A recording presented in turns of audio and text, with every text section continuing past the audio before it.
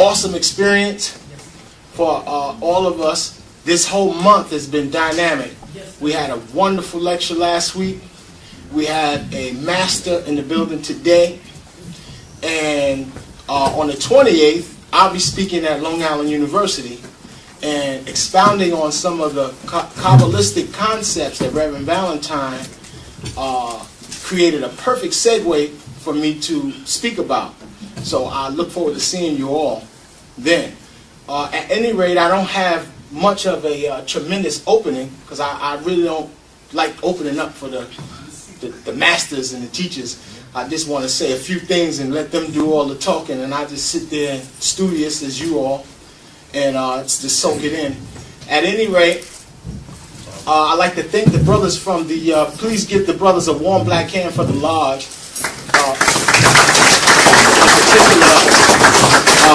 Brothers from the St. John's Lodge number 47 for their support. Brother Lee and Brother Connor, who are in attendance today, making sure everything goes smoothly. And how are y'all doing? All right. Isn't it easy to get here? Yeah. Right. So Harlem is another place that we got. So we got Harlem, we got Brooklyn. We're trying to get out to Queens also, and to the Bronx as well. So the brothers and sisters know that we have their best interests metaphysically, holistically in mind, you know. So I do want to redact the statement I made at the Reverend Valentine's event. I said that the Galactic Center would conjunct on the 9th, and that was incorrect. It's the 26th. And that's when Pluto gives us direct information from the Galactic Center. So that's on the 26th of this month.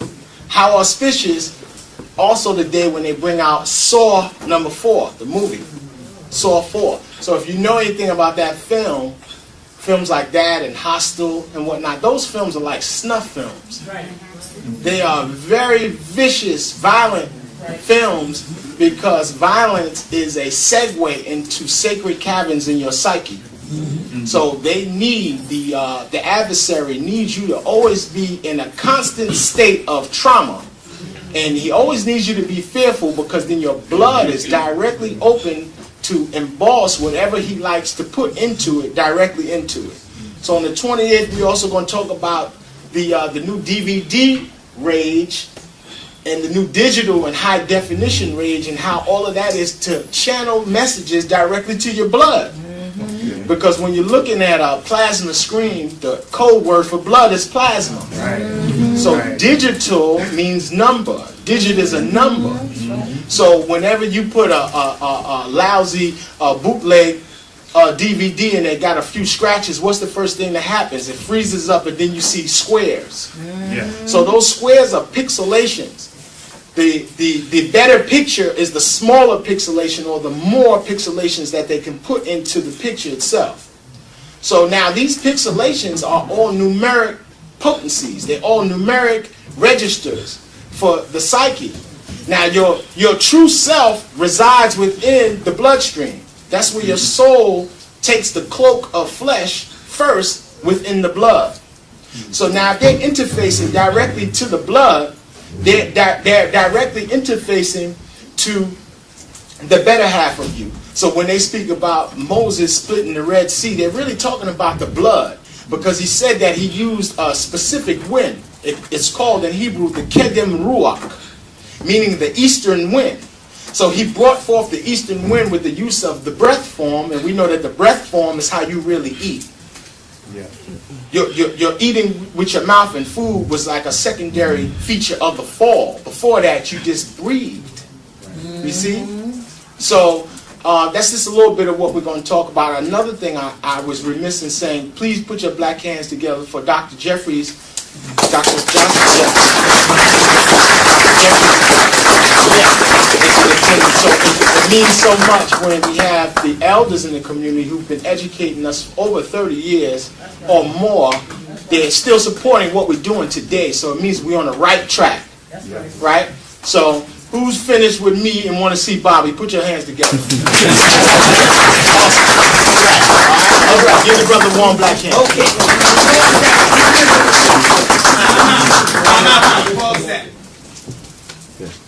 Okay. I'm glad to be here. I'm thankful for the introduction, Brother Rashid. And it was interesting because what we had here, we got one of the younger speakers, you see, was paying homage to Rosalind Jeffries, one of the elders. You see what I'm saying? And that showed you that dichotomy. So about 10 years ago, I was the youngest speaker. About 12, 15 years ago when I started out. So, you know, I'll be 46 November 28th, so, you know, I guess I'm considered an elder now. But some people came to me back in 2002 and said, we want an elders conference. And I said, 1992. And they said, we want an elders conference. I said, I'm 30. They was like, have you seen the mentality of our people? Anybody with some knowledge is an elder. You know, so we just want to pay homage to different people, and it's interesting because Sister Rosalind Jeffries is a dichotomy. She's Afrocentric, she's Christian, and she's a Bobby Hemmitt fan. Now that's a contradiction. You're talking about the dichotomy. And I done talked from everything from the devil to aliens or what have you. But it's all good. Now it's eerie because, let me show you how things is in synchronicity. Brother Rashid stood up and started talking about trauma. And I'm going to talk about that today. About the whole trauma thing. But I'm going to give it to you in some stuff that happened in 1973. In 1973, several things he was saying, a couple of other things, where things just synchronicity line up. And it's interesting because some of the stuff is in this particular presentation. So, a couple of other things. I guess we'll do the libations early. I want to give out something. I always give out some spiritual stuff. A sister sent me several things. What you want to get now? I think the last time I was talking about a group of black people that was in their 50s and 60s in Detroit, and they started drinking a lot of grape juice. I think I was talking about that, and the grape juice started reversing their cells, and started doing a form of anti-aging based on the grape juice. And I said that basically what they would do, if you take the Welch's that has sugar in it, you have to take a little drop of baking soda, and it turns a cobalt blue. And that's the way they was doing it up there, because the sugar shuts down the cells for like 5 hours, so it didn't give the grape juice enough to latch on to the cells and start regenerating the cells. So that's the dichotomy of the sugar in the grapes. But as you know, even in the Bible, the whole Jesus, I am of the vine. You see, and the wine. And if you look at any of the ancient movies, other than them being all white, you always see them eating grapes. What is this? Did they have anything else to eat? You know what I'm saying? But you know, other than a slab of ribs, they was always eating grapes. And I think that was symbolic, because when they looked at a lot of the ancient texts, they saw a lot of grapes. You see, so then we found out that you could get the Jewish kosher grape juice, Kadim, and that doesn't have any sugar in it. And so therefore that's what you use to reverse the cells. Well, since then we have hit upon something. You know, when you go into the health food store, you go into these great farmers market where white folks utilize, and you see some stuff empty, you say, wait a minute, they own to something. So they got a new thing called tart cherry juice. It's called tart cherry juice. And that's what you want. That's even more powerful than the grape, because it has antioxidants, it has melatonin in it, and it has a whole lot of things in it to reverse the aging. It even helps arthritis. It even helps the central nervous system. There's a whole lot of things it actually helps, and it's called tart cherry juice. And it's a big kick now. And I bought some by mistake, because for some reason, I don't know, I got this, you know how the movie Conspiracy Theory, every time Mel Gibson saw the book Kesha and the Rye, he has to buy it. Well, me, I don't know what it is. For about the last 20 years, anything that's got cherry, anything with cherry, I have to buy it. I had bought over 1,000 cherry products. Anything with cherry, I got to try it at least once. So I saw this tart cherry juice and I got it. And one night I was in the, I went and was pouring some and I looked on the side of the bottle and I saw melatonin. And I'm like, wait a minute, did I just see this? Then I read it and all and was talking about, you know, this is, in so many words, what the people was trying to get to when it came to the grape juice. These white folks have found out about this tart cherry juice, and believe me, when I went out to get it and the shelf had one bottle, I said, it's on to something. When the next time you go to a health food store or any place like that, look for tart cherry juice, and that's going to help you with the melanin and with anti-aging and all other things. You see, another thing that is coming, some stuff called defense. Well, somebody, hey, read this, man, before I get my glasses. I'm about to get like John Henry Clark, you know, after all that reading. And it didn't happen until about a year ago. And then all of a sudden, I need reading glasses. Read that out. What does it say? Nutritional supplement to modulate the immune response, defense, with shea, agi, black cumin oil, and the heart of garlic. The great spirits puts it into the heart and head of man to know how to defend himself. Chief Joseph. Yeah, so it's called defense. And black cumin oil and the heart of garlic. And this tashi agua. With tashi agua, black cumin oil, and the heart of garlic. And it's called defense. And these are one of the sisters sent me this from Detroit named Fanny. The same one that told me about the grape juice. She's always dealing with different things. She's a real good friend to Dr. Richard King. I think you know her. You know Fanny? She's real good friend to Richard King. She's even presented at the Melanin conference.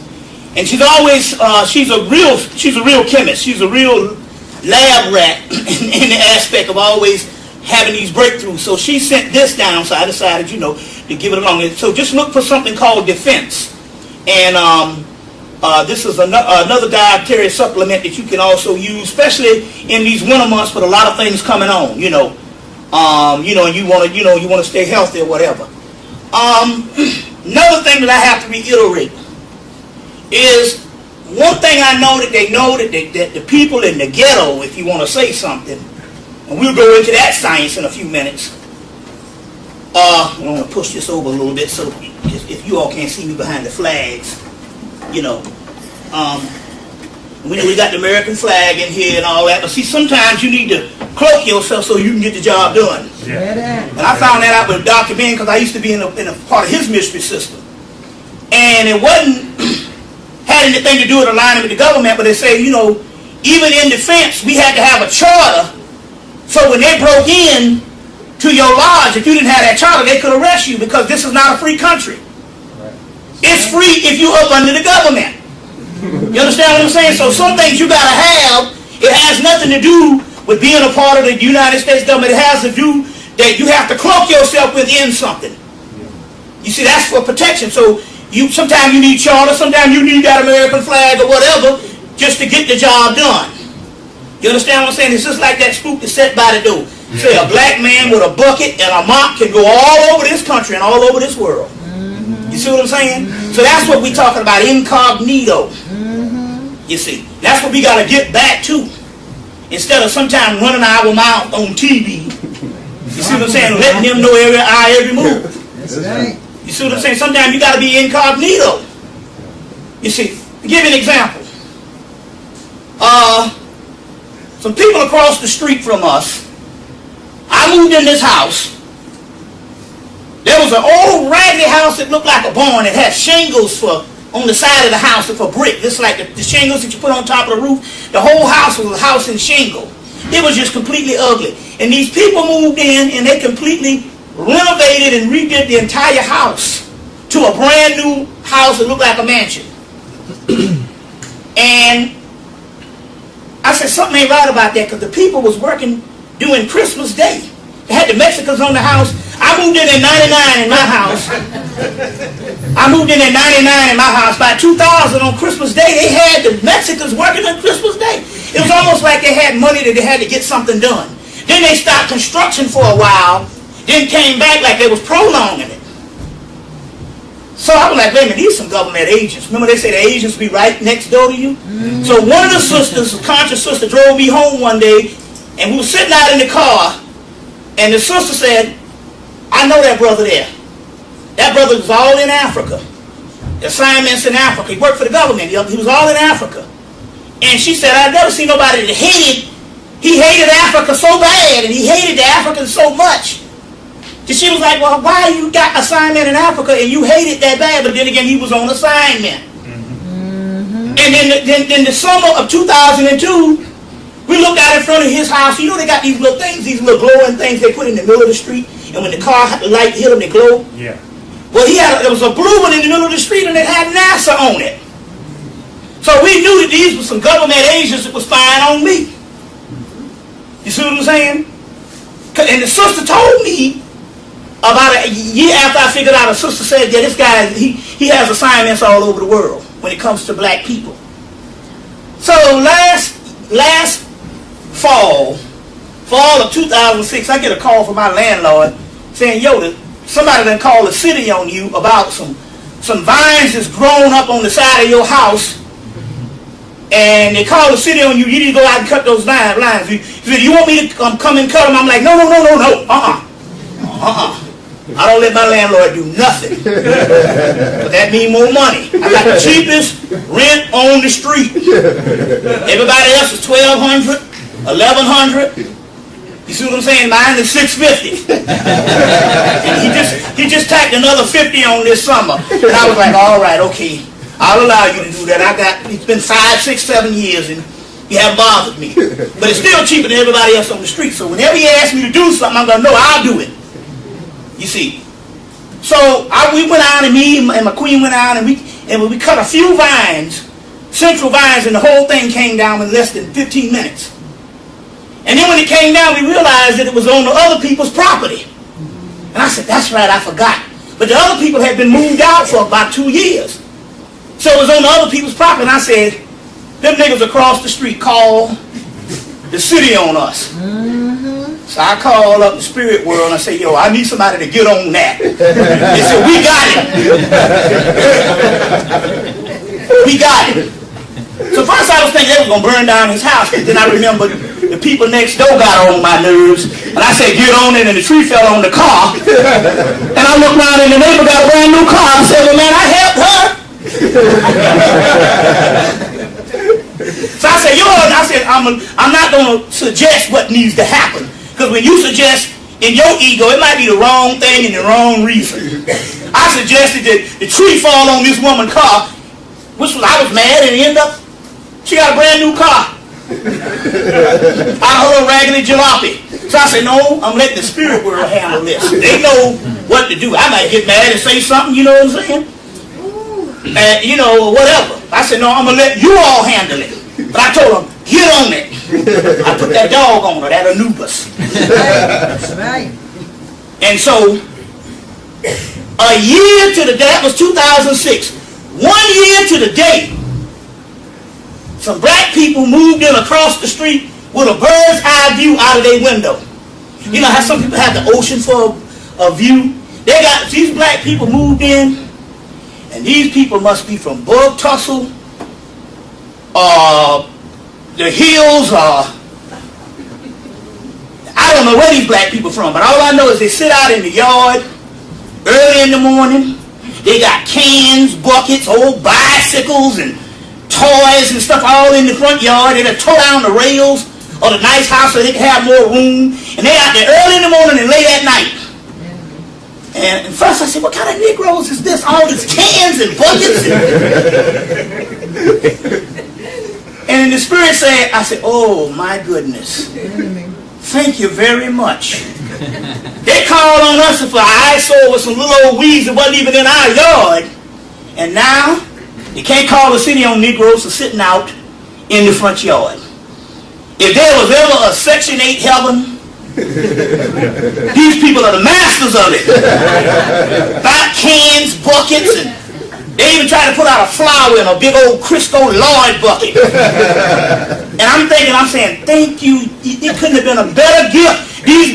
Negroes look out their house and their view is these people, they barbecue, they got fires going, it just looked like a hobo camp. And the funny thing about it, this is why I know it's spiritual. It was cold. Other night yesterday I was going to the airport, and my brother pulled up and I told him about it. He said, man, it's cold out here and them Negroes is out here. And I said, they've been out here since 7 in the morning. They get up early in the morning, they come in and they sit out in the yard and they're out there. And I'm saying, you know what? That's the way the Spirit is hooking the thing up. Got these Negroes back. I said, so now our house looks like a mansion. Because our yard is all mowed and everything is straight. Our lawn and all that. And I say, see, that's how you let things happen. But I did stick to God's zone. Just interesting. I don't know, I'm rambling, but some things have to get out that way. So we're going to pour the libations, and we got a lot of things we're going to cover today. A great presentation with the PowerPoint, and so we're going to cover all of this and see where we can go. Now let's see here. We got Brother Sarnetta brought his Camite figures from the house, and I was able to get about 72 of these pieces in my home, and it's, one whole side of the house is these particular statues. Don't ask me how, but between June and August, I amassed 72 of these particular pieces. You see what I'm saying? And the whole energy. But there's a science to that. We're going to go into the science of what these statues and how important these statues are in the Hermetic text. So we're going to go into that particular science when we get right. Okay. Well, let's pour some libations to the entities. Now this is interesting here because this Anpu has several names. Anush, Anpu, An, John. So that John, that's Anubis. One that comes before Jesus, or one that comes before Christ, the baptizer. Baptizing and embalming is the same scenario. So Anubis baptized Osiris. Anpu baptizes Osar. John the Baptist baptized Jesus. You see what I'm saying? So one that comes before Christ. And so that's Anpu on John. It's the same energy. You see, same energy. It's just that one was historicalized and one was mythologized. Now, when you historicalize it, you take it out of this wrong context. Because these stories that they were talking about now. You see what I'm saying? And these particular people that we read on this history never existed until now. And that's what we have to reiterate to this today. And I'm going to give you an example in a few minutes. That we are the gods returned. You must understand this is key. You see. And everything that has been given to you emotionally in these racist types of situations is to get you out of sync. Is to get you into some type of distraction. You still are arguing over human endeavors. You see what I'm saying? And as we go on, you're supposed to be turning into Superman, and we've seen instances of that. Even your girl Marianne Jones had to get up and apologize for being a superwoman. Going ahead of myself. Because they had to make her do that just to send a message that we are all one, and there is, we are all one and everybody's alike, whereas you have gone to your Superman qualities. But you still thinking you human. You see what I'm saying? And so I'm going ahead of myself, but we must perceive ourselves on a greater level. I know we've been talking about this for years, but if there's ever a time, it is now. That heat wave you saw this summer, and it was one of the greatest ones. We had one in Atlanta. I ordered a segment. I had this one. This is a form of segment, and I had this one in my house. I had to get this one on July. She made us get up and go get this small segment on June the 20th, which was the summer solstice, June the 21st. Then I had to the company that made this one, I had to order another one about this particular height, and I had to order it online. And when and the day it got there, when the UPS was en route, it started warming up. And when she got there, it was so hot when she came to the house and they knocked on the door, and I took it out and put it amongst the pantheon of gods until we went into a heat wave, and the heat wave was so enormous that it broke all records in Georgia for almost 3 weeks. And now, as a result, Atlanta is going to run out of drinking water next summer. Had on NBC News. The drinking water is gone. So by next summer, because of the heat wave, Atlanta's going to run out of drinking water. So we're not talking about wishful thinking. We're talking about using a magical energy that we can use, and you can use it through this iconology. They just weren't putting these statues up with pretty pictures in Kemet. There was a whole scientific aspect of this. So it's like taking this exists in the quantum realm, which is the realm that you don't see. And you want to have an energy to come through from the quantum realm of the realm that you don't see into the physical realm, then you have to put up a certain statue with the certain attributes of the energies from that quantum realm to come through. And therefore, when it comes through to the spiritual realm or the physical realm, you get the benefits. You see what I'm saying? It could be beneficial, it could be destructive, or whatever. Whatever it was, it came through with the segment on the bigger statue, caused a major heat wave. There was a heat wave in the whole country. It was, but the intensity of a heat wave in Georgia that broke records. Every day it was breaking records that had never been done before. That's because of a magical operation. You see what I'm saying? And as a result, next year, they said in order for the water to survive in Atlanta, for us to get the water back, they're going to have a major hurricane. That is the only way. And that's not happening. So next summer, the city's going to run out of water. You see what I'm saying? So we're talking about, but yet we still think we're human. Worrying about Negroes getting in jail and so all the government said, well, just hang some old nooses for them Negroes. They still thinking they're in the 1930s, and they're supposed to be going to the God realm. This is the whole Christ realm and the whole kingdom realm. This is all the stuff that you've been learning in church about the kingdom. You see what I'm saying? But no, you worrying about some doggone noose. But not you in this room. You are the priest and the priestess. You see, so let the masses and all of them worry about all the foolishness, and believe me, it's going to be more racial things every day. And you're going to be worrying about that whenever you're supposed to be the priest saying, what spiritually should I be doing? You see what I'm saying? And that's where it is. They can get you off of your responsibilities and your duties. You see, then they can retard certain things that is a karmic pattern that has to go on. You're getting where I'm coming from? So let's post some libations. We'll start off with some Hemmitt deities. We're going to first do one with Anubis and Pu. And it's interesting because I'm going to show you a picture of Anubis' mother is Neptes or Neptet. Now I did a lecture in Louisiana, Shreveport, Louisiana, to Neptes in August.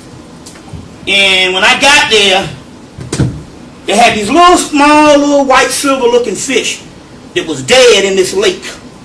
This is a huge lake in Shreveport. It's about 25 miles long. And they had all these little fish, by the thousands, was dead in this lake. And what this is saying here is the things that we are actually experiencing is going on in our lives. You're still reading books and stuff about people that you thinking is in the past, or people that you thinking is far off in the future, and it's all centered around you. You know what I'm saying? And all the stuff, the magic is with you now. You don't know it. I left my wallet with $900 in Marshalls for about 3 hours. And when I got back, the people had politely took the $900. That was rent and everything. Gas, lights. They took the $900 and politely put it in a little lock and key under the bottom of the cash register and everything. You see? That's the spirit. You see what I'm saying? That is the spirit to say, We glad Bobby Hemmitt wasn't working up in that damn stove. And found that $900. That's the Spirit working. You've been looking for some locusts and some all kind of crazy stuff that you read in the book of Revelation that's going on the inside of your body. You see what I'm saying? So you looking for something miraculous, and it's things that happen to you every day, and you just got to start fine-tuning it. It's not the miraculous, it's the small. It's the simple that's the most sublime. But you got to determine whether it's a spiritual moment, and once you start getting into this, you start living into the Spirit. You see what I'm saying? But you can't look at the Spirit moment as somebody coming through your house with a white robe on. This down deep. No, it ain't that. It's them Negroes down the street sitting out in that front yard early in the morning, late at night. That's the Spirit. See what I'm saying? That's the Spirit. You see, so you got to understand that some of this is going to be around you, but now we have to start accessing the realm in which we are supposed to inherit. That's the kingdom. This shit is not, it's got to be us. You see what I'm saying? We're the ones that's been talking about it for the last couple of years. They're not talking about this in Australia. First of all, it has to be the original people. So they're not talking about it on the continent. Because you are the people that say, out of son I will call, out of Africa or out of Egypt I will call my son. It's you are the ones that are talking about it in this continental United States. You see what I'm saying? So, it's the ones up under the belly of the beast. You know it has to be in one of the most powerful countries on the earth just to show the contrast. See what I'm saying? Just to show the contrast. Which means right now, and Farrakhan said something in 1985, and I said, this man is crazy. I said, man, got to be out of his mind. He said, do you want your slave to go to war with you? He said, you want your slave to go to war with you? He said, because if we go to war with you, we will win. Yeah. That's why it's important now that in warfare, that they say, look, get that nigga to plead guilty. Because if he goes to court and the court is set up like the Osirian Council, they will win. OJ won. Michael Jackson won. Why? Because if there's a certain amount of black people in this country that start wishing, Lord, don't let him go to jail. Lord, don't let him go to jail. Then what will happen here is you fashion the jury and you will win. So they say, let Mike Vick plead guilty. Let Marion Jones, I don't know what her case was. She wasn't even charged with nothing. Plead guilty. You see? Don't you know, let me explain something to you. Don't you know right now, if every black person in this country that go to jail, which is like every hour, you know, going to jail is like growing hair. You see what I'm saying? Every black person, you know, or getting some underarm with a lot of black men ain't got no hair, so getting funky, that's inevitable. If going to jail was getting funky, you know what I'm saying? Then, if every black person asks for a jury trial, guess what they'll start doing? They'll have to shut down the whole court system, say, don't even lock them niggas up no more. Because it's going to cost us too much money to prosecute them. So that's why they have these public defenders and all these particular people making sure that these people plead guilty. Because they already know if every black person that's wrong says, no, I want a jury trial, I'll take my chances with the jury. You see what I'm saying? Then they'll say, wait a minute, hold on, this will break the system within a week. Much Negroes as we arrest. They just went to Philadelphia, they calling it Philadelphia. They didn't kill so many people in Philadelphia, so they calling it Philadelphia. If they just went to Philly, you know what I'm saying, and just have one day, they said, no, this is going to break the country if all these black people plead guilty. You understand how that science goes? All these black people request a jury trial. You see, so my point here is to get you to plead guilty because they already know, I don't care how ridiculous the circumstances were, or when it came to O.J. Simpson, or how ridiculous the circumstances might be, you will win. Because that's your warfare. They know it. Anytime you start dealing with a judge and jury, you're dealing with the whole judgment scene in the book of the day, or the book of coming forth by day. And it has shifted that way since 1995. We're going to go into the science on this. 95, 85, 75, 65, 1865. Those fives. That's why OJ won. He was on the fives. You see what I'm saying? So the point I'm trying to make here is, you would win. So they say, get Mike Vick to plead guilty. You see?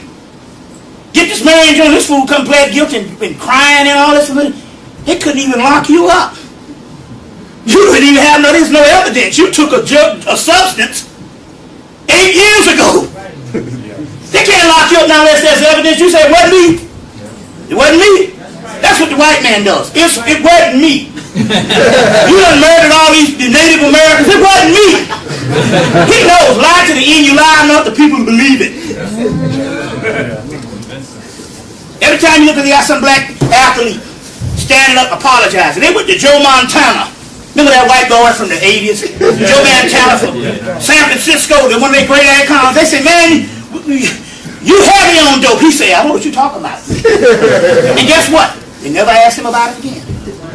You see what I'm saying? You need to learn that tactic. Lie to them. That's a 7 liberal arts. It's called rhetoric. You lie. That's a tool. The brothers have mastered it. Sister got a little problem with it. That's that whole Maya thing. You know, you can't lie like us. You see what I'm saying? The brothers have mastered it. You see what I'm saying? And all, you know, my girl, like, you lying. I say, I'm lying because I really don't care. I want you to understand I'm lying, because if I really put my mind to it, you would never know. I've mastered that since junior high school. You see, you go to that junior house, everybody's innocent. Now, but I'm just trying to say, you don't come and plead no guilty. How can you plead guilty in a country when you a slave and you're a mindless slave and you're not even in charge of your own mindset? Like College said, even when it comes to freedom, we don't even know what that is, because we've never experienced it on the level of what free is. We don't even know what that concept is. You know what I'm saying? Even out of what we call freedom is given to us from a European concept. See what I'm saying? From a European concept. But if you really want to look at freedom, watch the Europeans on how they function now. Because they have ruled the world so long now, and they have gotten rid of so much problems, until they're the only ones that function in them and them homeless people. Only 2 people free on this planet. That white boy, because he doesn't have all the stuff that plagues him with the trauma, and them homeless people, because they gave up. You see what I'm saying? And that's what you got to do. We're going to get into this science. I mean, when I'm talking like this before I pour libation, I'm in the spirit.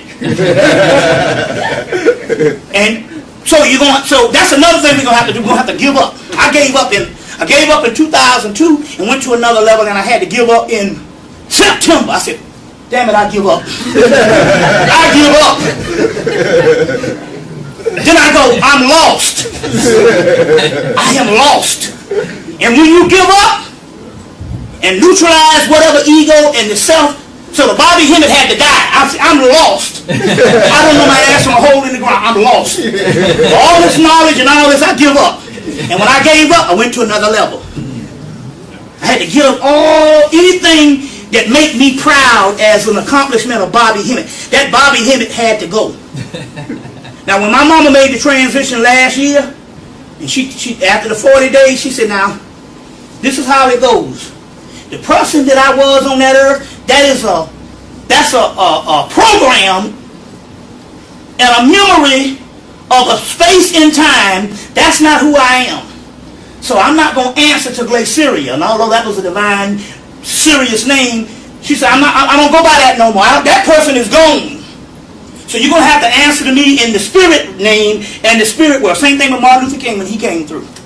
He said, that person is gone. I'm so much on the whole. They were adamant about that. When he came through right after Coretta Scott King died. He said, I'm not even that person no more. He said, but I had a hard time breaking out of that because so many people use that icon, and even white folks use that icon. He said, but eventually over years I've gone to a whole other entity. Marvin Gaye said the same thing. He said, that's a handsome young man on that picture. But that ain't me now. That's a image and an energy at a certain incarnation in time. So now, in order to get on top of yourself, you got to neutralize whoever you are. So the Spirit was like, no, you can't get here by being human. Just whatever this is up here, or whatever this is in this dimension, and this dimension is now here, you can't even think at it in human terms. So it's the same thing about freedom. We can't even contemplate what is free. You see what I'm saying? Because we never knew what it was, or at least 2,000 years or 3,000 years, or what we call the concept of freedom. You see what I'm saying? And even if we try to reach back into Kemet and Sumerian or Olmecs or whatever and say, we want to know what y'all was thinking you all was free, they're going to go, that freedom was for that time and dimension. You got to find out what the freedom is 3,000 years later. And one way to find out, you can't do it in human concepts. And pride and all the sentimental things that keep you all teary-eyed. No. When I went to the wall in September this time, right near the it was like, I'm sorry, you can't go. See, what happened was, in 2002, I went to what is called no self. That's the nothing. The no self. When I went to the no self, which means I came out of my body, and I was in the chair listening to music, but I was someplace else, and everything that mattered to me didn't exist. But I felt lonely. I said, damn, I feel lonely. Because all of that, what you identify with self is gone. I felt lonely. So I said, I went to no self. I got on some of my tapes. I went to no self and on October the 16th, 2002, which was the deity El Cristo Negro's birthday, which is the Congo rites, or the Palo, and they worship that in Puerto Rico. And it's also the goddess Lakshmi, her sacred day in India, the Diwali festival on the 16th, which is coming up in 3 days from now. Very important dimensional day.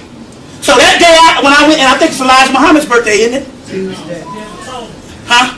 Right, Day of Atonement. So when I went to that dimension, Bobby Hemmitt was gone. I was like, I feel lonely. I said, dang, I don't know. Okay, so when I went to it this time, the Spirit said, now, you can't even feel lonely. What little bit you accumulated since 2002, when that go, you can't feel lonely because it's not in human terms. What we got to experience, we talking about gods, for the lack of a better word. So no matter how much a dog will think, well, I'm getting ready to go to the human level. And his thing of human, well, man, when I get to the human level, I'm going to have Alpo every day. I'm going to be able to lick as many asses and balls as I can lick. You know, whatever dogs do. You know what I'm saying? Whatever dogs do. And in his heavenly world, those concepts, licking his balls or gnawing on some leather or some bones. He said, I might have a storehouse of bones. That's the dog world. That's not the human concept. You see, he can only think of it in the dog tree because that's the only material he was given. You understand? So whatever we think is heaven, we think of it in human terms, and that's not what this thing is about. Because the humans was a latter part of what you fell into. And what you're going back to is greater than what you were before you fell into humanism. You understand what I'm saying? So you just have to let go. See, look, I said, I don't know. Just let go. Just free yourself. Then really nothing matters after that. You see, so we can't be running down to Gina when our next slide is supposed to be some cosmic entity. I'm not saying that I didn't feel for the people, and I feel you, and all this time thing. But let me tell you what happened about the spirit world. It's a different the way you think. You know when Al Sharpton let that little boy out, and he was grinning? Show you how the spirit world works. I'm telling it like it is. I'm not dealing with a human thing. The human thing, like, yeah, they let him out of jail for being a year. When they let him out and he stepped up there, and he was standing beside Al Sharpton, the spirit will say, that little nigga ain't shit. Why? Because he had 3 assaults. Now, those other 3 assaults, who did he knock over the head before he hit that white boy in the head? Other black boys. Now, they got a boy right down in Atlanta, got kicked in the head outside of Six Flags in August, and he damn near brain damaged. So you didn't get the point. We're doing it to each other. The white people, I admire them to say, look, when you mess with our children, this is what we do. You don't stand up for your own. See what I'm saying? So you sit all laughing, wait a minute. When the spirit said, wait a minute, that nigga just played hell because he hit that white boy. Notice, and that's like my aunt used to say, my great aunt say, look, if you don't learn this now, when you get out in them streets, you're going to have to learn it from that white man. Tell me, you're going to get locked up and all this kind of thing. You know, simple mathematics. So I'm saying, wait a minute, he got 3 assaults. You ain't looking, how many black guys has he kicked in the head? So my point here is, I'm not saying that you can debate on this all you want about the nooses in the street. I'm just trying to say, give that to the masses out here because they need something to wake up. Now, I did like Gina because they put a fire on the black people's behind. And even the doggone NBC, the ABC man on ABC Nightly News said, it's been a many years coming since we've seen this kind of stuff with black people taken to the streets. Not an organized march to Washington, D.C. He said it's been a many years coming since we ain't seen nothing like this since Selma, Alabama. So it was great when it comes to dead folks. You understand what I'm saying? But you are the conscious. You understand what I'm saying? You should know that a noose in a tree and some bus rides ain't going to change your condition. You see what I'm saying? And you shouldn't be using things just to get off of the new high. So you're going to count all the nooses that's going around the country. And the white boy can say, as long as I can keep him with the trauma, with the nooses, and you count the nooses, he can't get to his God level, which we saw through Barry Bonds this year. And that's how they had to play that down. We're going to go into that. Let's post some libations. This is Palo Viejo, Puerto Rican rum. Puerto Rican rum. I can't get this down in Atlanta. So every time I come up, I try to get something I can't get. So we're going to pour this and call on ANUBIS. Ashe. We're going to tell you how you get you some statues and what you're going to have to do to generate this energy. You don't have to get no 74. You see what I'm saying? But this is sufficient right here. You see, now, ANUBIS and Pooh. I say Kunsu. I say Offset. I say Osar. I say Sahuda. I say Segment. I say Nefertim. I say we found the Segment sun this summer. We're going to go into that in a few minutes. Heru. I say Heru. I say Maya. I say Teheru. I say Osar. I say Mintu. I say Ptah. I say Amalithusha. I say Neptes. I say Nepet. I say Sutnesi, I say Sutnu, I say Nu, I say Rahaku, I say Raherukahuti, I say Ramaku, I say Ramakis, I say Ba, I say Ka, I say Na, I say Kunsu, I say Sebet, I say Sobet, I say Sokaru, I say Osar Seka, I say Osar Kityamiti, I say Isis Satis, I say Anacus, I say Satis, I say Mamu, I say Astu, I say Neith, I say Serket, I say Nekabet, I say Uwajet, I say Pim, I say Tim, I say Timu, I say Melvis, I say Mantu, I say Labu, I say Lahabu, I say Ka, I say Ba, I say Ra, I say Scarrow, I say Chekra, I say Jarnesi, I say Apit, I say Tyler, I say. Okay, let's go a few more. We're gonna let the Egyptian pantheon take us out today. Seshet, which we're going to talk about today, and this happened. Seshet, believe it, when I'm saying about the spirit world. Me and Sister Rosalind, Miss Jeffries, I don't know if I got that right. They call you on a first name basis yet. They say they got some elders over in Africa take you 30 years just to call them on a first name basis. You know what I'm saying? Like, wait a minute, You 45. You're too young to be calling me on a first name basis. I only knew you for 40 years. But you know, that's breaking down that ego though. See, that's neutralizing that ego. Well, your elders, you know, like my grandmama bust a bag of beans on my brother, my oldest brother head, and he got mad and said, you better pick up every damn one of them. It's crazy stuff, you know, deranged stuff. Like, beat you with an ironing cord, fan belt, curtain rod, and then get mad at you because you crying. You ever seen something like that? You know, hush that noise up. I'm gonna kill you. You don't stop that crying. That's the kind of stuff I went through. Come here, hold out your lips. See what I'm saying? Or just wait till you get into bed all naked and stuff. You know, my mama waited all day one day. We were playing with matches in the bed, burn up the sheet. We was good all day. It was sad. I remember this. All day. I said, we got it lit. We going to bed now. 9 o'clock, you know, you was young. You get in bed early. Went in there and start. We always sang in the bed. We start to singing. Start to singing, and she bust through that door and start wailing on our behinds. That's the terrorism.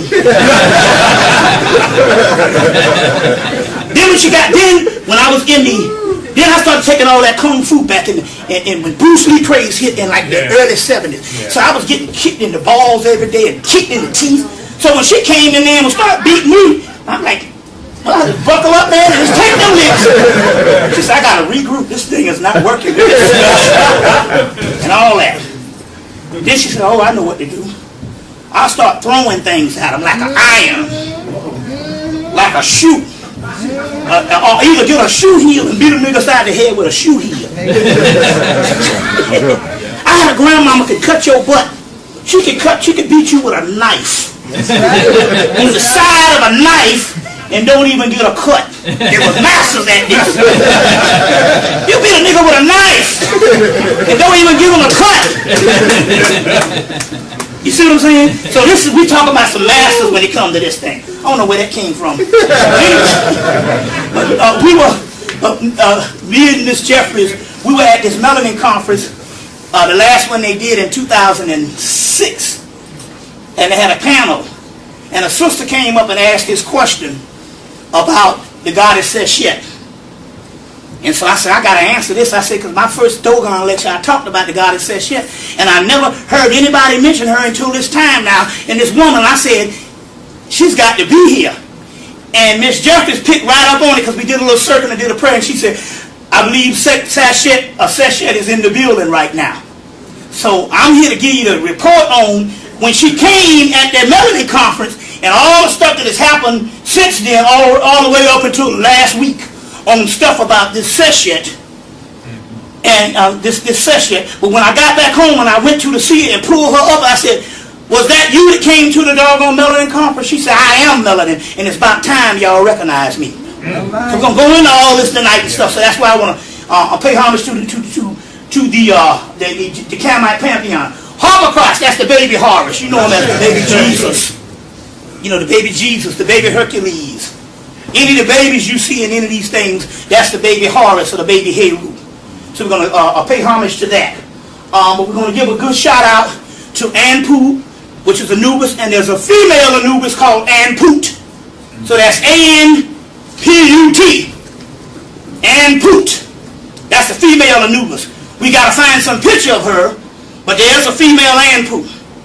So just remember Anput. So call on the female Anput or the female Anubis when we get into this type of stuff. Y'all all right? Yeah. All right, let's go to the lecture and see what we got here. There's a movie that Brother Azazel or Azariah, he's still in the building? Okay, yeah, he told the brother Maurice about this movie called Idiocracy.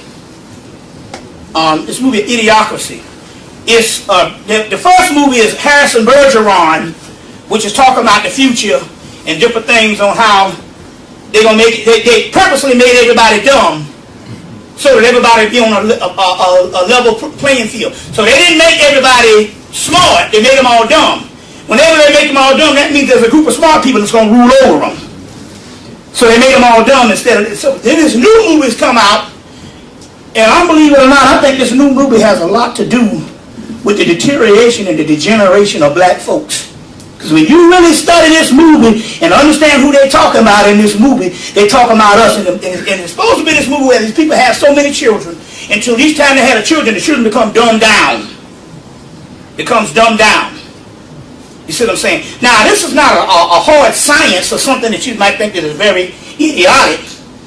As you notice, in most civilization, as more people become more enlightened and more educated, the amount of children they produce becomes smaller. You see what I'm saying? Become smaller. And you produce more kids when you were more in a rural area and a sharecropper, because you needed more children to work the fields. And you needed more people as a hunting and gathering. You know, but as you become more and more inclined to a city dwelling, you see what I'm saying? More kids mean more mouths you got to feed out of canned goods and processed food. You see what I'm saying? So then your children become dumb, eating Nihilators and Funyuns. You see what I'm saying? So there's a dumbing down the more children you have.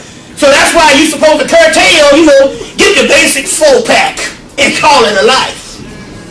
Then they have 22 of them mugs. You see what I'm saying? So basically this is what they're talking about. But it's in the future. Everybody's dumb and stupid, and the president is one.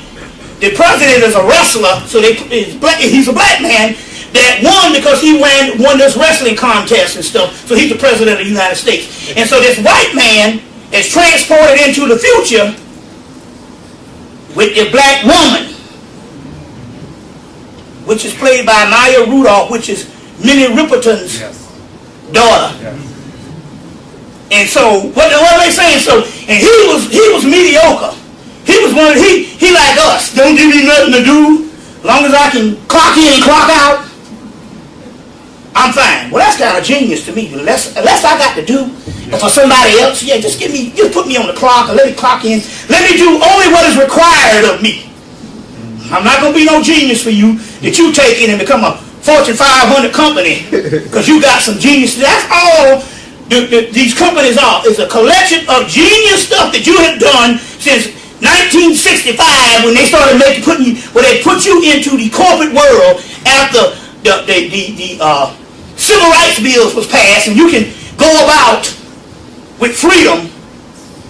All the stuff that you did on the job, what you handed in on Monday, became the genius stuff that they used to steal from you prior to having you outside of the system. Now they can get it to you, get it from you freely. It's an assignment you turn in, always making their work better. How many people have been on jobs and the job or something was going wrong and you came in and saw that it was something wrong and you fixed it and it went into the suggestion box, and then next thing you know, they start dealing with your stuff, and you know what I'm saying, and they got some white boy to invent a machine to come in off of your science to make things better. And that's how it works. America eats its young. George Clinton got an album called America Eats Its Young. That's from the Westbound days of George Clinton, that original Funkadelics. You see what I'm saying? So,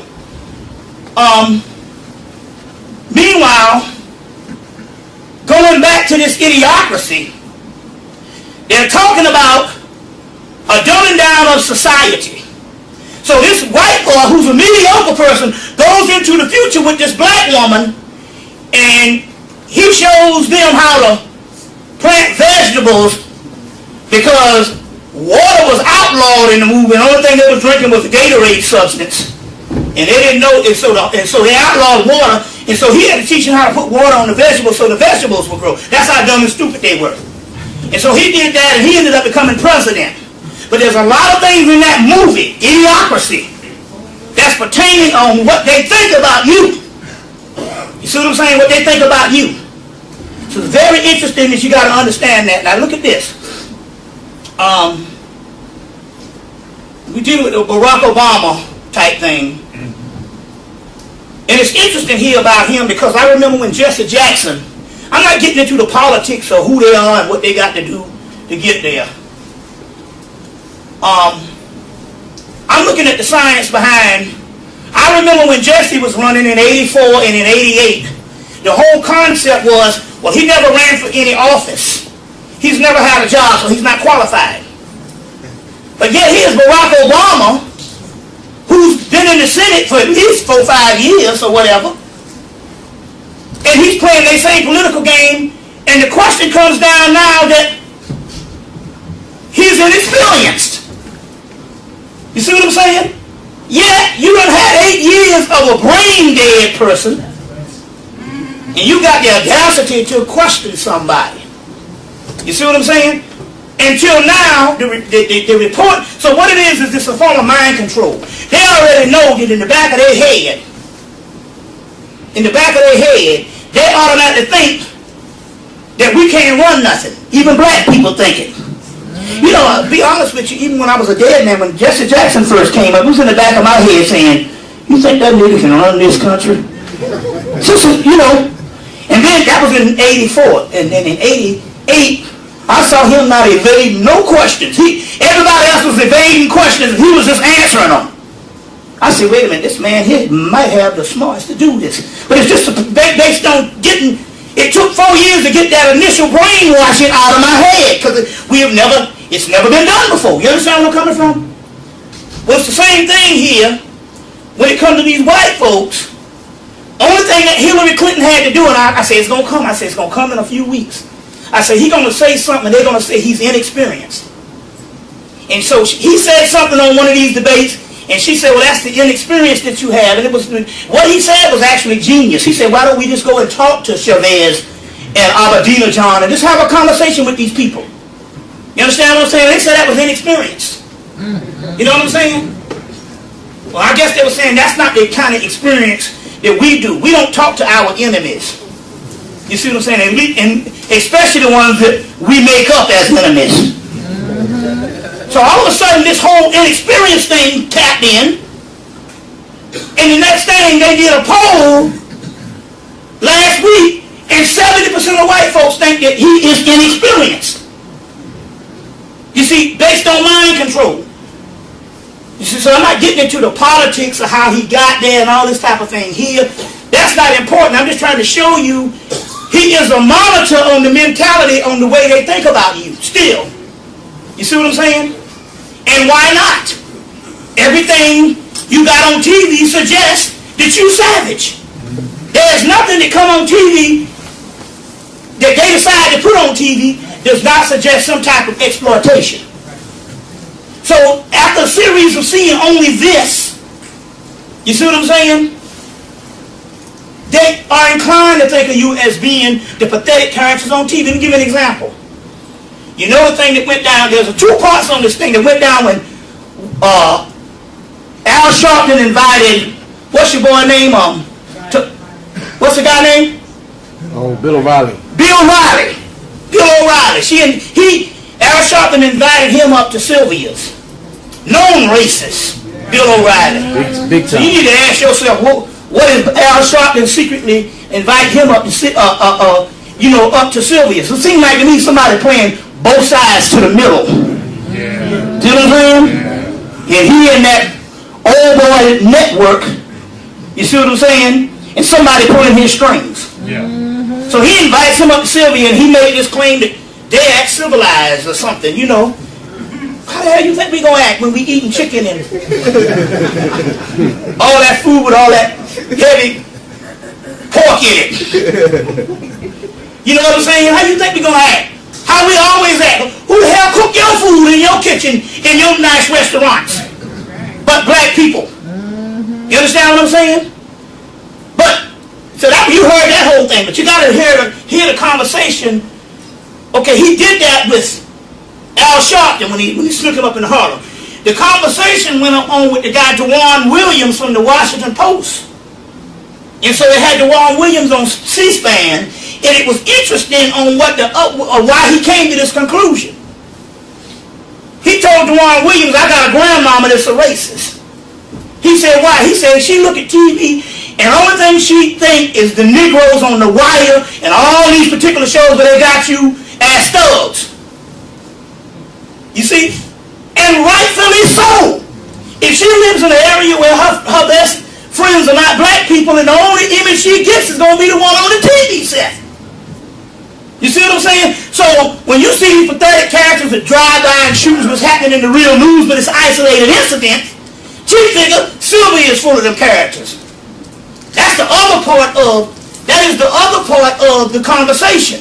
When they look at a flavor of love, and then I Love New York. These shows just throw these pathetic characters, and you got to realize this is where they come to the conclusion, because the warfare is imagery. And you accept these shows, but these shows are exploitation. That's the other flip side of what DeWan Williams said, how the whole thing went down. You see what I'm saying? Just interested on how some stuff, some things we deal with. Y'all all right? Yeah. Okay. We're going to flash around here. I want to show you something here.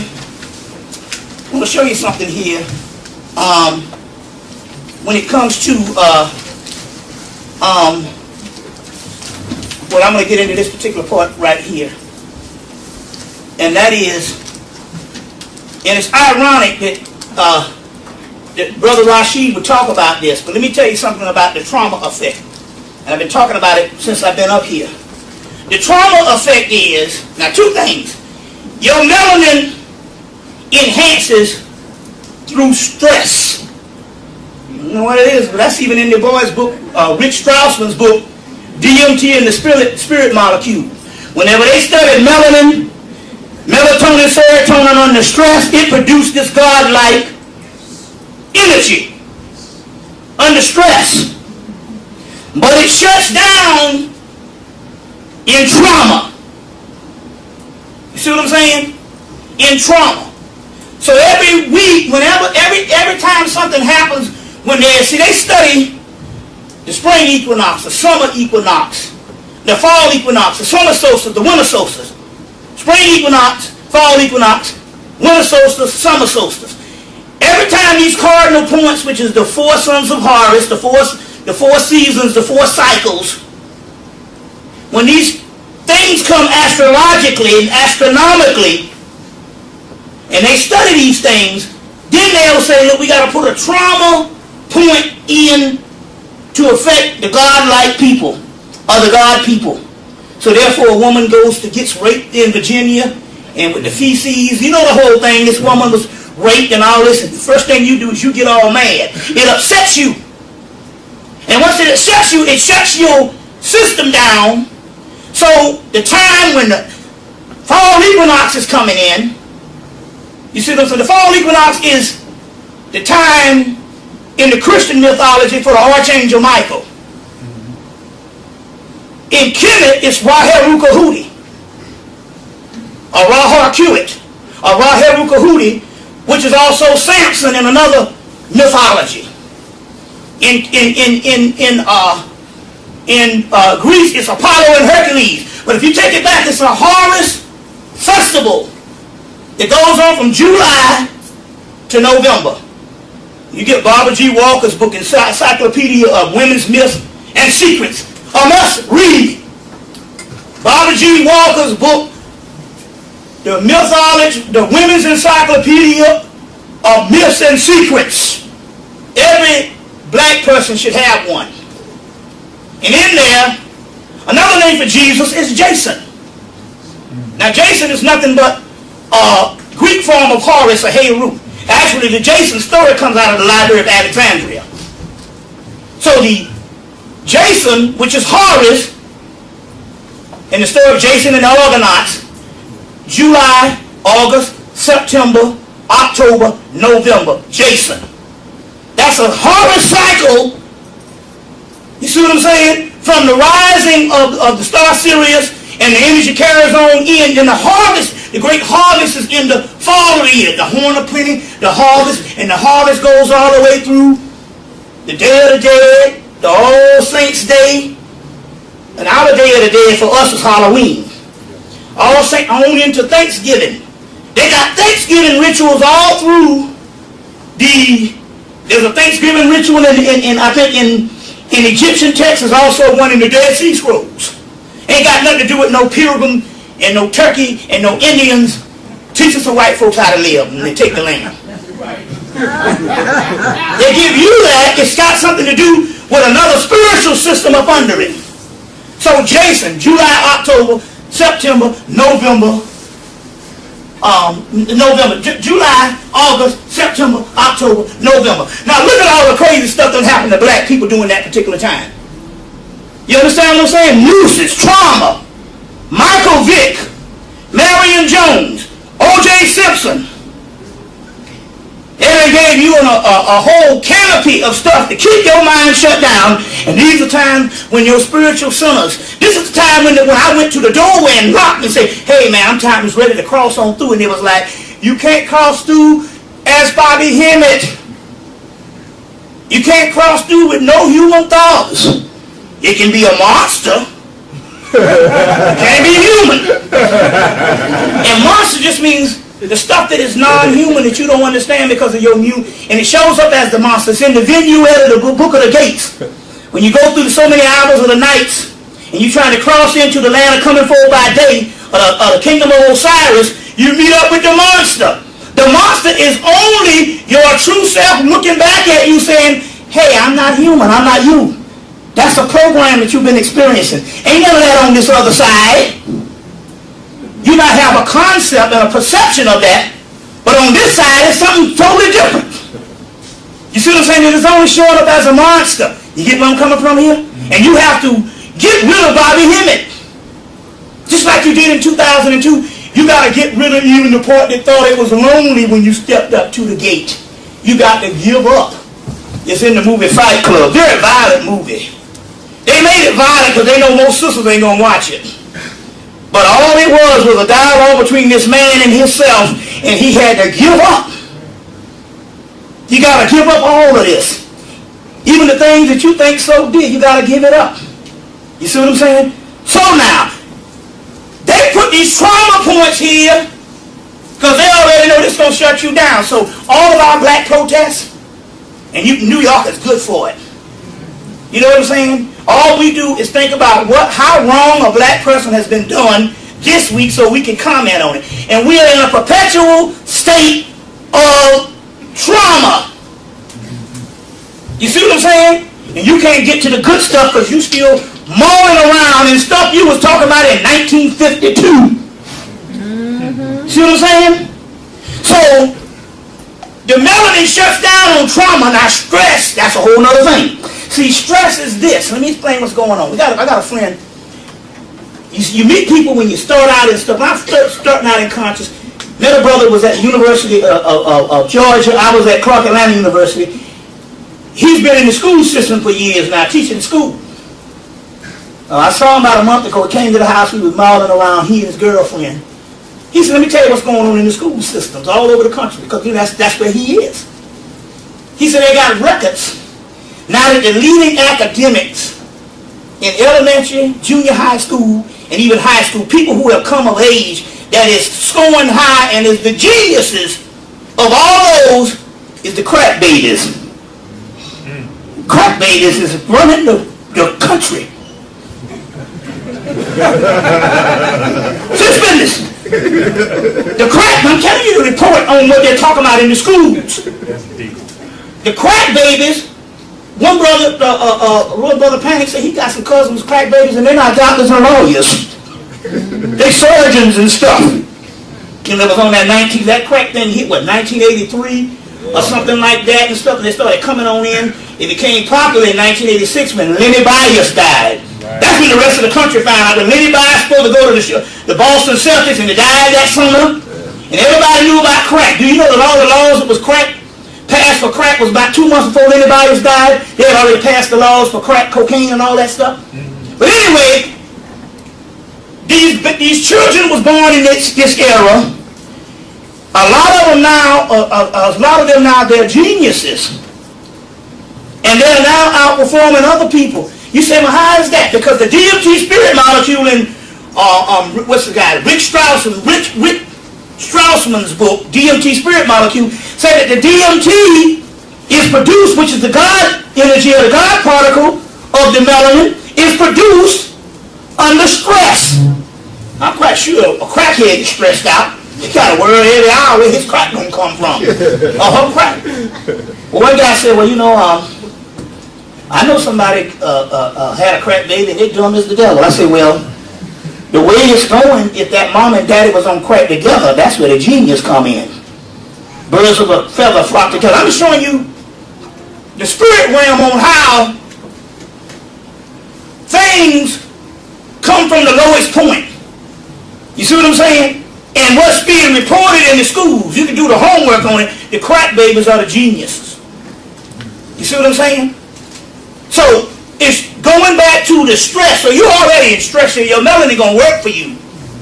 But the key here is the traumatic aspect, things that upset you. Now, let me go into something, because the brother here, brother, I don't know if he got here yet, brother named Panic.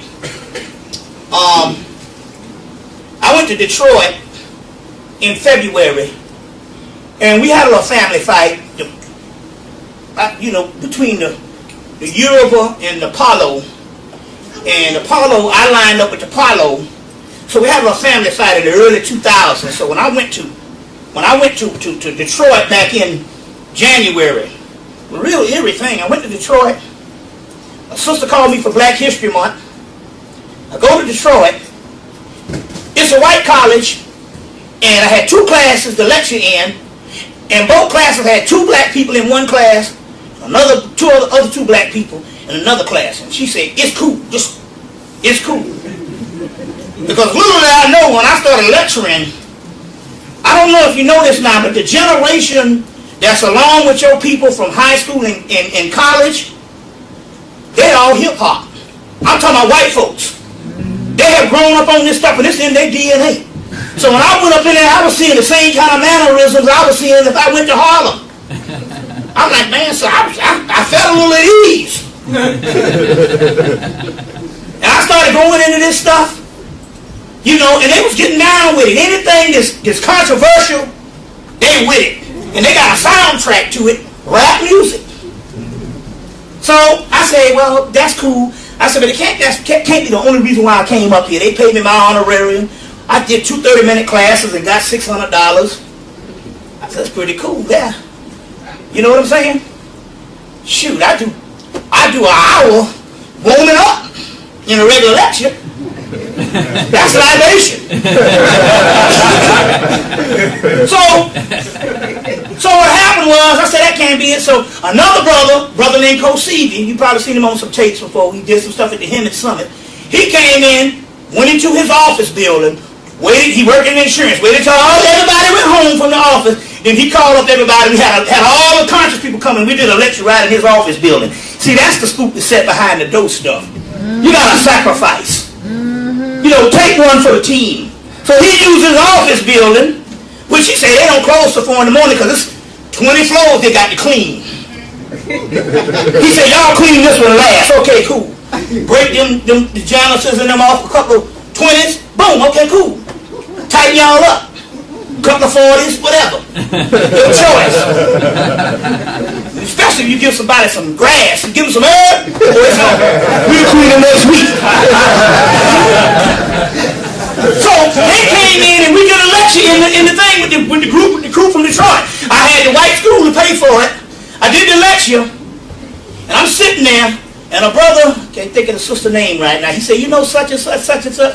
I can't think of the name because I'm drawing a blank because I'm up here and it's down there somewhere. I said, yeah, she's the sister that is responsible for bringing me to Detroit the second time when I came. And I said, and when she brought me this time, I've been coming twice a year ever since she brought me. He said she passed away. And I said, okay, that's why I'm here. The sister was conscious. She knew that her daughters, who lived in Atlanta, weren't conscious, and they're going to give them the traditional funeral, but she's in this realm. She's in this realm. She's a conscious person, so she needed somebody to send her off on a conscious ceremony. You understand what's coming from? So she brought me here to Detroit so I could learn that she had passed And the lecture that we in was her sending off. That's why I said you got to do, for all you people is conscious, if a person is conscious die, you got to step aside and do a certain ceremony for them because they can be confused. You see what I'm saying? The Christian ceremony is good if you are a Christian and you don't know anything that there's some alternative stuff out here. That's fine. You see what I'm saying? But my mama, they got busy. The Eastern Star and them got funky with the ritual shit when she died. You see what I'm saying? So, but I knew that the sister had brought me there. Then the sister who had brought me to the college said, there's a Boku voodoo priest that want to see you. So we went out to he teaches at a college, but he said, we're going to take you. So we went, got him out of his classroom, went to eat some Ethiopian food, then we went to his house. He had a room for all of the Yoruba deities. He had a room for the voodoo deities. Then he had a room that had Billie Holiday, Josephine Baker, Dorothy Dandridge. I think it was those three in a room. He said, yeah, he said, Billie Holiday wants the heavy stuff. So he said, I really got to give her some stuff. He said, so so I went in there and I was a little nervous. I said, wait a minute now, because you got a big old Ogun pot outside, and Ogun tried to attack me earlier, back in 2000. So I'm sitting up in there, but the energy was so peace and serene. And then all of a sudden, we got into it. They had to take a couple of sips because the gods, we did some stuff. We got into the spirit realm. And all of a sudden, I get to the airport. My plane is gone. I said, I don't miss my plane. The lady said, look, your plane just left. And you can get another flight out. It's free. Or you can pay some more money to mom. Now, we put you on another flight for like $400-500. But if you miss your plane, you get another flight out. But you got the last flight out, so you got to stay overnight to get your flight out for free. And he said, it's at 7 o'clock in the morning. You got to be here. Because the next one, they're going to charge you. I said, okay. I called the sister. I said, I got to come back to your house because the sister who had me to come, I said, because I missed my flight. She said that the brother, the voodoo guy, the Yoruba guy, his house is right near the airport. You got to stay there because you got to be at 6, 7. My house is further. You're going to miss it again if you come back in Detroit. His house is right near the airport. I said, oh, Lord, I got to go back out there and spend the night with Ogun in them. So I called my queen. I said, I don't know what's up, but I got a date to go spend the night with Ogun, Shun and all them, and we done had it out as a family fight. So she said, hold on, let me call you back. She called back. She said, they want a truce. They want to bear the hatchet. It's time for all of us to come together. So I went back out there and the brother said, yeah, Ogun block your flight. And I said, well, my head is Obatala before we fell out. That was my boy, my whole family. He said, you got to sleep in the Obatala room. So went in there, did the stuff. It was Mardi Gras night, Fat Tuesday. And went up in there and did it. And I said, wait a minute, something is up. Whenever these deities is coming together, and there ain't no, you can't mix Palo with Yoruba and Voodoo, because you have to put them all in separate rooms. I said, wait, something is up. There's some real power that's coming down the tubes. I said, this is some major stuff that's coming down the tubes. You see what I'm saying? So I'm talking about this whole spirit realm and how things come together. You see what I'm saying? Now, to understand, let me give you one aspect of this right now while we're on this hard copy.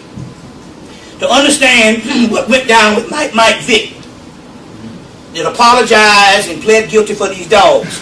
Number one, he pled guilty about the dogs in dog days, which is the rising of Sirius. That's right. Yes. He also Leona Helmsley left 12 million, wasn't it? To her dog in dog days. See what I'm saying? Then all of a sudden, it was early. We went to Myrtle Beach, South Carolina to do a ritual to Yemonja and to my mother on the day that she passed. I'm sure how all this stuff connected. On the day that she passed. which was a year later. So we go down to the ocean, you put a whole lot of, so the first night, went down, you put a whole lot of fruit and a whole lot of stuff in the basket, you drop it in the ocean. Now the waves it's a metaphysical thing. The waves are very powerful. If you just drop anything in the ocean, the waves will come and kick it back out onto the sand. But if you drop something in the ocean and it takes like a whole basket of stuff and you don't see no fruit, that means that they accepted it. So the first night, we dropped something in for Yemonja, and she took it. The next night, we dropped it in for my mother with a ceremony, and we had beachfront property. I mean, we had a hotel with beachfront, all the stuff, and we did it up. And we dropped it the next night, and she took it, and then she had a guy come down, a guy came 3 blocks up and come stand behind us and start lighting all these fireworks to let us know she was appreciating all of the stuff. So when we was down there, I was amassing all these figures, and ANUBIS said, well, you got a small ANUBIS figure. There was one place that sold all these artifacts called a gay dolphin. And I just so happened to watch the TV that night. They said the gay dolphin, and they showed these Egyptian artifacts. I said, I got to go back down and get some. And I went down and was getting ready to leave, and ANUBIS said, you need to go back and get that big statue of me, which is almost $70. And it was taller than this one. I said, okay. Went back and got the one, and I got all these pieces. The next day, a dog is standing in front of the house across the street like ANUBIS. I said, wait a minute, what's going on here? He came 2 days in a row. And then he said, well, you got to do a ritual. So we did this ritual, 3 days, 3 nights to open the gate to ANUBIS, or Anpu. The first night we did it, the next day the bridge fell down in Minnesota. I said, we're rolling now. We did it, he said, do it for 3 days, do it all the way to Sunday, and then have a big feast. And see all the statues in the house. Well, I got altars in every house. I got 72 pieces, Egyptian pieces alone. And I got another 70 when it come to all of Lakshmi, Pan, Urzuli, Yemenya. So we had to feed everybody. We had one little morsel for ourselves to eat. Because we done fed all the people, all the food in the house. Cooking and stuff. So we did that. And the day that we did the feast, Asa Hilliard died in Kemet. So I in Kemet, I said, well, what's up with that? So I got on the bullhorn, called the spirit world up, say, what's up with Asa Hilliard dying on the same day we did this feast, the 4 or 5 day feast, and the day we did the feast, we did a ritual each night, but the day we did the feast, he died. What's up with that? ANUBIS said, well, Asa Hilliard was a form of me. ANUBIS. I said, that would make sense. He's a pioneering figure. He's one of the charter members of ASCAC. He was one of the people, you see what I'm saying, when all, you know, you had Dr. Ben and Clark and all, but when you talk about this crew, it rose up, was it the 80s, 85 or something, when the ASCAC started? What was the charter member of ASCAC? What was the year? Like 85 or something? Yeah. Oh, it must have been before, because 87 we went. You went in 87, yeah. We took the 1,000 in 87, but we had been already in existence. In existence, yeah. You know, for years in there. Right, so, but he was a charter member, wasn't he? Oh, yeah. Right, along with you and... Yeah. So my point here was, I said, well, that makes sense. With the whole Anpu thing, I said that makes sense. You see what I'm saying? So just to showing you that the point I'm trying to make is, what we're thinking is some people far off, or some people in the past, when it comes to these gods and goddesses, they are actually us right now having these experiences. And you're thinking, oh, I'm not connected to these. Each one in here, when you read those books about those gods and goddesses, they're talking about a people in the future, just like they said in the Hermetic text. It will be a people in America in the future that will reestablish, there will be some Egyptians in America in the future that will reestablish Maya. That's the Hermetic text.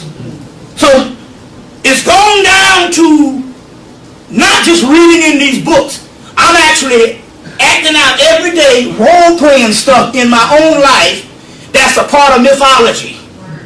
And the reason why you're saying, don't nothing work for me, because you got somebody else's agenda in your head.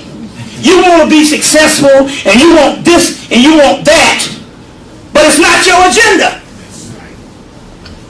You see what I'm saying? You have let a person, that's when College said, we don't even know what freedom is because our freedom is coming from somebody else's concept of freedom. You know what I'm saying? We talking about the white man say, thank you, Lord, and pass the ammunition. You see, they think different than you. You see what I'm saying? So my point here is when you talk about the concept of freedom, you see, you're looking for somebody else's agenda. And your agenda is to be